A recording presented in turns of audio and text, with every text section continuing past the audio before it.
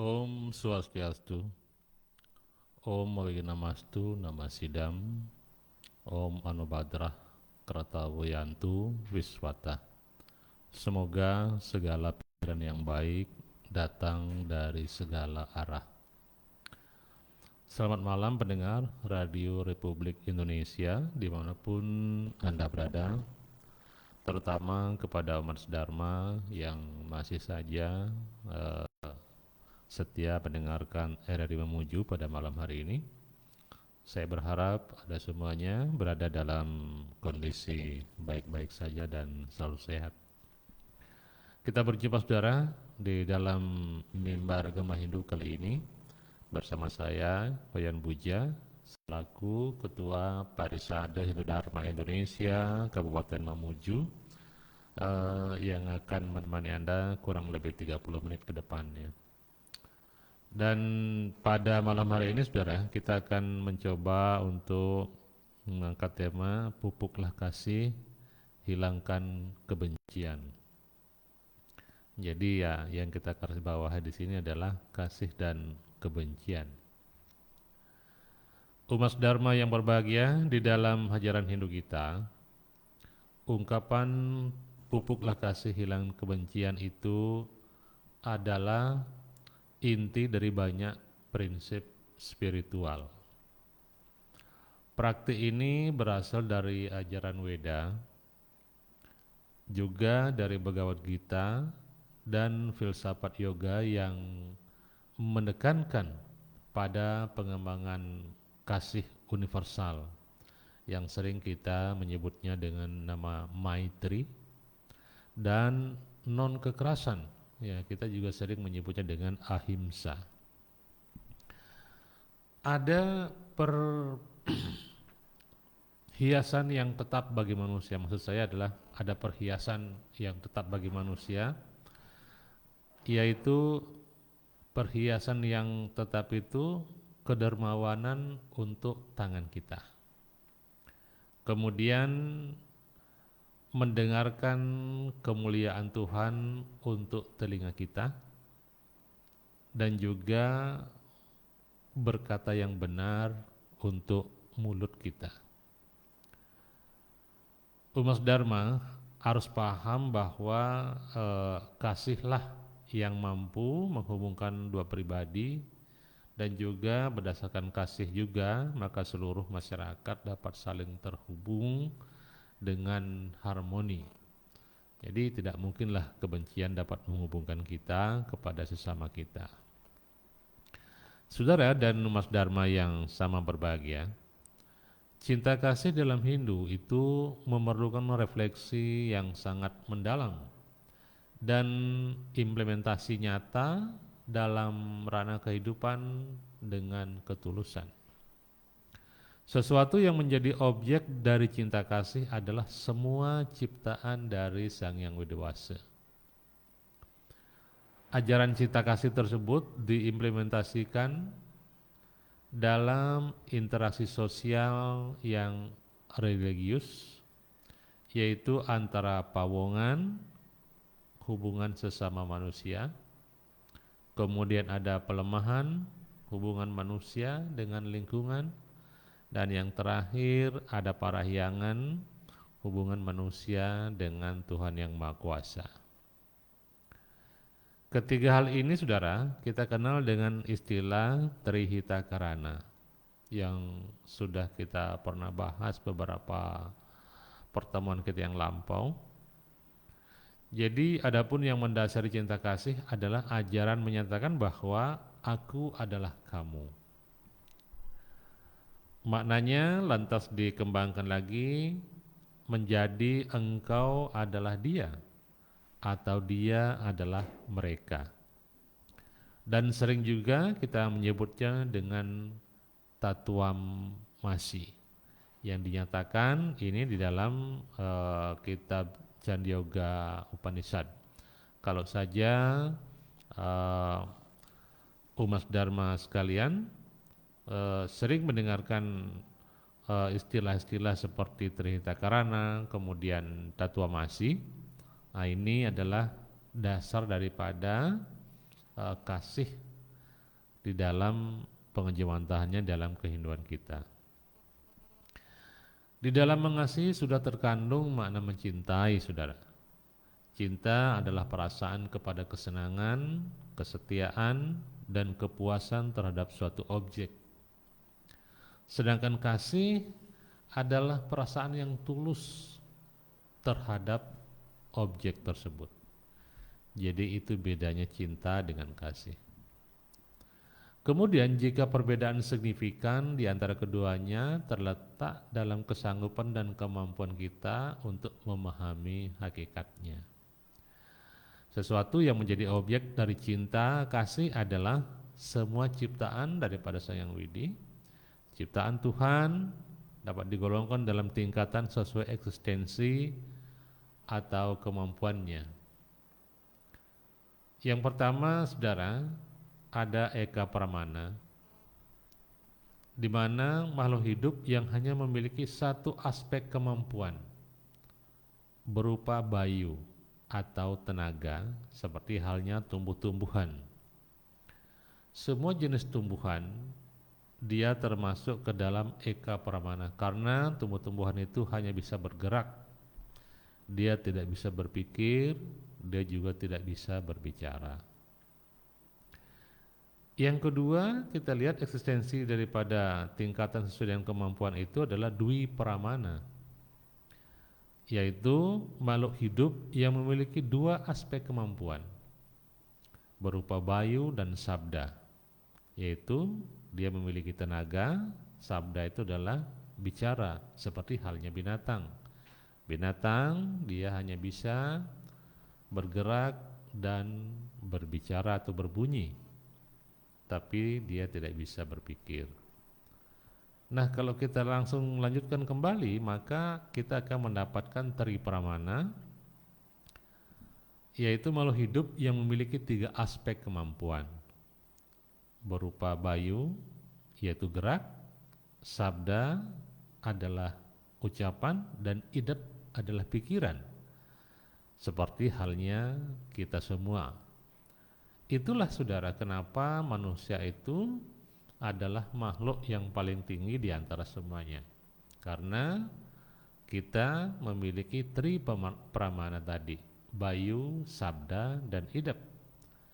Ketimbang tumbuhan, dia hanya memiliki satu saja, bayu saja. Binatang hanya memiliki bayu dan sabda, sedangkan kita memiliki semuanya. Kita juga bisa bergerak, kita bisa berbicara, dan kita bisa berpikir. Jadi saudara, di dalam kitab Brahadaranyaka Upanishad itu dinyatakan bahwa Aham Brahma Asmi, yang berarti aku adalah Brahman atau Tuhan. Sedangkan dalam Candyoga Upanishad itu ada tertera Sarwam Kalu Idam Brahman, yang artinya semua ini adalah Brahman atau Tuhan. Semua yang ada di dunia dan semua isinya itu menurut kitab Candyoga itu adalah merupakan perwujudan Tuhan yang sebenarnya. Melalui itulah kita merefleksikan bakti kita kepada Yang Maha Kuasa, karena tanpa dunia dan segala isinya ini kita tidak dapat berbuat apa-apa. Maka perbuatan dan karma itu pun tidak ada kalau kita tidak ada di dunia. Jadi melalui ajaran tersebut, saudara, dapat diketahui bahwa tidak ada satupun di dunia ini yang lepas darinya, maksudnya dari Yang Maha Kuasa. Menyadari bahwa asal dan tujuan kembalinya semua yang ada di dunia ini adalah sama. Tidak ada satupun di dunia ini yang memiliki kekuatan hukum yang abadi kecuali yang di atas sana. Sesuatu yang berbeda hanyalah jasad materi yang sewaktu-waktu bisa berubah atau tidak kekal. Jadi dengan demikian tidak ada yang harus dibanggakan kepada sesuatu yang mengarah pada rusaknya perdamaian, rusaknya kerukunan, dan kesejahteraan umat manusia pada umumnya. Umat Dharma yang sama berbahagia, berikut ada beberapa cara yang saya sampaikan bagaimana untuk memupuk kasih dan menghilangkan kebencian dalam kehinduan kita. Banyak sekali ajaran-ajaran dalam kitab suci kita, dalam pustaka suci kita, yang bisa kita jadikan pedoman untuk mengarahkan hidup kita, bagaimana caranya memupuk kasih, menghilangkan kebencian, sehingga kehidupan yang harmoni akan tercipta untuk itu. Yang pertama, saudara, ada Bhakti Yoga. Bhakti Yoga ini sering disebut dengan jalan kasih sayang. Ini adalah jalan spiritual, saudara, untuk mencapai Brahman melalui pengabdian, kasih sayang, dan ingatan yang penuh cinta kepada Yang Widi. Dengan memfokuskan cinta kepada Yang Widi, misalnya melalui pemujaan kepada Dewa Wisnu sebagai Dewa Kasih dan Pengampunan, maka kebencian dalam diri akan sirna dengan sendirinya. Orang yang pikirannya penuh dengan kebencian tidak akan layak menyembah Tuhan, karena kebencian itu menghalangi penyatuan dengannya. Yang kedua, saudara, ada prinsip ajaran ahimsa. Ini adalah prinsip non-kekerasan, tiada kekerasan dalam prinsip ini. Ahimsa yang berarti tiada kekerasan adalah merupakan landasan dari ajaran Hindu kita. Ini adalah wujud moderasi beragama yang mengajarkan untuk tidak membalas kebencian dengan kebencian. Oleh karena kemarahan dan kebencian adalah sumber utama daripada penderitaan. Praktik ahimsa tidak hanya berlaku pada tindakan fisik semata, saudara, tetapi juga pada ucapan dan pikiran yang membantu orang tetap tenang bahkan saat kita dihina sekalipun. Umat Dharma yang saya kasihi, untuk menciptakan ketenangan, untuk menyembah kepadanya, maka hilangkan semua kebencian itu. Karena kalau kebencian yang kita terus tanam dalam pikiran kita, kebencian kepada orang lain, kebencian kepada sesama, kebencian kepada siapapun, maka itulah yang akan menghalangi jalan kita untuk menyatu dan menyembah kepadanya. Yang ketiga, saudara, ada akroda. Akroda itu adalah tiada kemarahan. Ajaran ini berfokus pada pengendalian amarah. Kemarahan dianggap sebagai akar kehancuran manusia dan dapat memicu terjadinya perbuatan dosa. Dengan tidak membiarkan kemarahan menguasai diri kita, saudara, seseorang dapat mencegah kebencian muncul. Latihan yoga dan meditasi dapat membantu mengendalikan amarah kita. Dan kalau amarah kita dapat terkendali, maka akan muncullah kasih, sehingga dia akan menghilangkan kebencian itu sendiri. Yang keempat, saudara, ada karma marga, yaitu dengan jalan perbuatan. Filsafat karma mengajarkan bahwa setiap perbuatan baik atau buruk akan kembali kepada pelakunya. Apapun yang kita lakukan, karma pun yang kita kerjakan, karma baik maupun karma buruk, itu akan semua kembali kepada kita, bukan kepada orang lain. Dengan merenungkan hukum karma, seseorang akan menyadari bahwa dengan membenci orang lain hanya akan merugikan diri kita sendiri. Pemahaman akan hal ini dapat membantu kita melepaskan kebencian yang selalu mengikat di dalam pikiran kita. memupuk kasih melalui tindakan baik seperti memberikan hadiah kepada yang membutuhkan adalah salah satu cara untuk membersihkan diri dari energi-energi negatif. Meskipun masih banyak karma-karma baik yang lain yang dapat kita lakukan. Tindakan yang kelima, saudara, ada prayascita, yaitu pertobatan.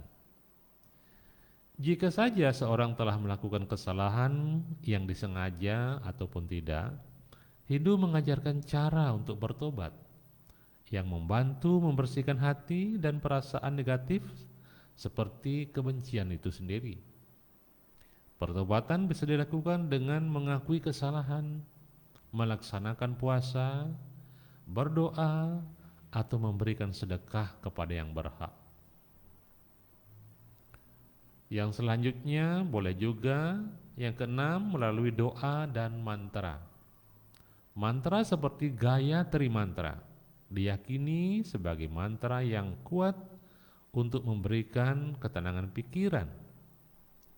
Kalau Anda menghadapi situasi-situasi yang sangat genting, kemudian Anda bingung, Anda dikuasai oleh kebingungan, maka ucapkanlah Gayatri Mantra itu. Om Bhur Bhuaswaha Tat Savitur Variniam Bargo Dewasya Dimahi Dio Yona Prachodayat. Ulangi terus mantra tersebut. Kemudian setelah itu berdoa kepada Yang Widi untuk menghilangkan kebencian dan menyucikan pikiran adalah sebuah praktik yang dianjurkan di dalam kitab suci. Jangan bosan-bosan untuk berdoa. Umat Dharma yang berbahagia, langkah ketujuh, saudara, menghayati kehidupan sebagai peluang terbaik. Menjadi manusia adalah kesempatan yang sangat baik sekali. Dengan kesadaran ini, seseorang dapat memandang hidup dengan penuh kasih dan menghindari kebencian yang dapat menutup mata hati. Kesempatan menjadi manusialah kesempatan yang paling baik yang diraih oleh kita. Kenapa? Karena saat kita menjadi manusia, di situ kita akan bisa berkarma baik. Di situ kita akan bisa menolong, di situ kita akan bisa memusatkan perbuatan-perbuatan kita kepada perbuatan-perbuatan yang tidak bertentangan dengan Dharma. Langkah yang selanjutnya ada meditasi dan pengenalan diri. Untuk membersihkan pikiran dari kebencian, saudara, seseorang perlu melakukan meditasi, refleksi diri, dan mencari bimbingan spiritual.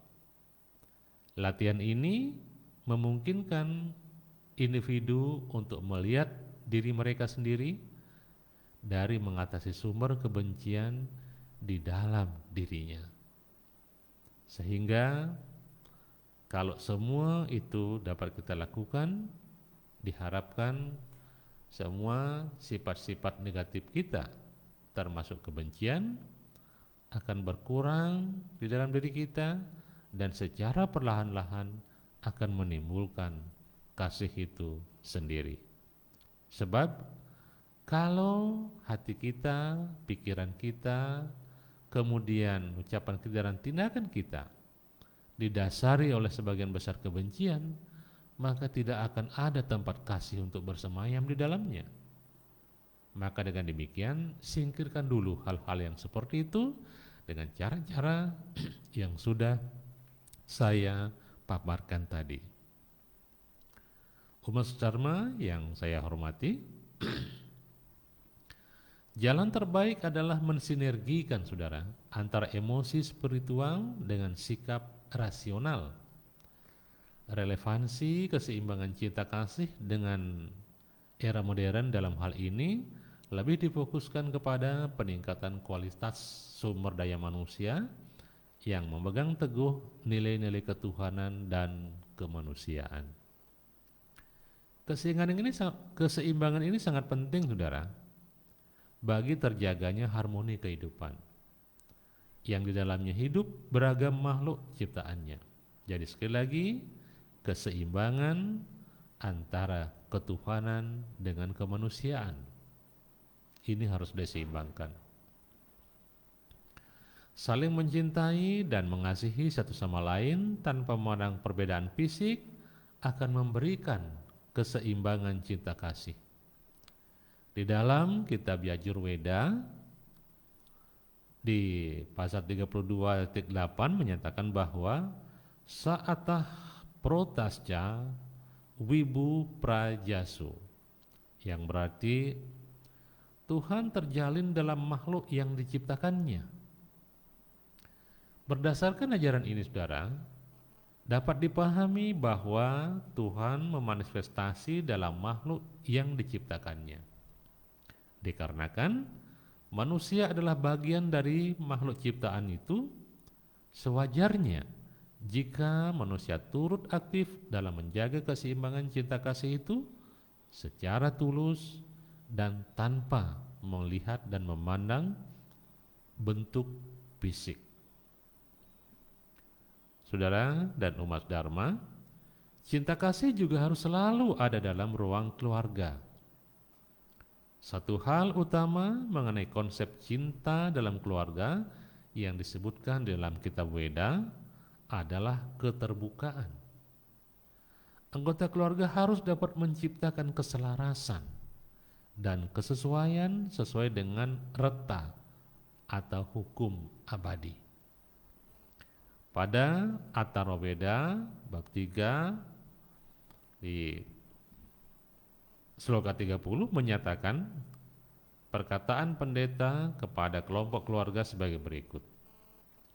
Aku membuat engkau bersatu dalam hati, bersatu dalam pikiran, tanpa rasa benci, mempunyai ikatan satu sama lain seperti anak sapi yang baru lahir dari induknya, agar anak mengikuti ayahnya dalam kehidupan yang mulia dan sehaluan dengan ibunya, agar si istri berbicara yang manis, mengucapkan kata-kata damai kepada suaminya, agar sesama saudara laki-laki atau perempuan tidak saling membenci, agar semua bersatu dan menyatu dalam tujuan yang luhur dan berbicara dengan sopan. Semoga minuman yang engkau minum bersama dan makan makanan bersama membawa kedamaian. Saudara, itu tadi petikan dari kitab Atharvaveda. Jadi saudara, di dalam konsep hubungan yang vertikal dan horizontal juga berlaku dalam kehidupan keluarga agar mencapai satu tujuan luhur, yaitu keharmonisan, ketentraman, kedamaian, dan kebahagiaan bersama. Ini juga harus didasari dengan kasih sayang atau kasih, karena tanpa itu maka benih-benih kebencian akan bisa timbul di dalamnya. Dan selesai yang saya ungkapkan tadi di awal-awal, bahwa kebencian itu merupakan sumber daripada penderitaan. Siapa yang menanam kebencian, maka dia akan mengikat dirinya ke dalam penderitaan. Jadi untuk melepaskan ikatan penderitaan itu, untuk melepaskan ikatan belenggu kebencian itu, satu-satunya cara adalah tumbuhkanlah rasa kasih sayang di dalam hati kita. Tumbuhkan rasa kasih kepada orang lain dan kepada sesama, juga kepada lingkungan. Maka dengan sendirinya rasa kebencian akan sirna di dalam hati kita. Saudara pendengar dan umat Hindu yang berbahagia, Kebersamaan saudara dalam kehidupan keluarga menjadi parameter ke tingkat kehidupan sosial kemasyarakatan.